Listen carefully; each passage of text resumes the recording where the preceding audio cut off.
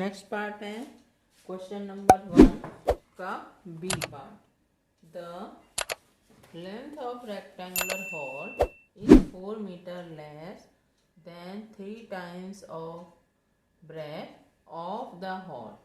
What is the length if the breadth is b metre? एक rectangular hall है, इस तरह से एक रफ स्केच हम ड्रॉ कर लेंगे जिसकी ये b metre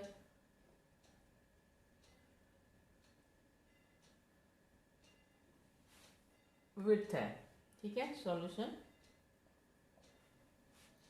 late breadth of rectangular hall, breadth of rectangular hall is equal to b metre.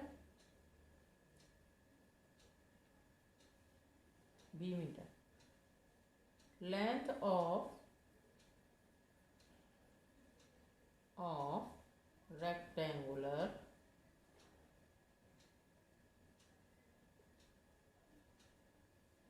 hall is equal to 4 metre less और 3 times of the breadth, यानी 3 into b और -4, ये हो जाएगा 3b - 4 मीटर।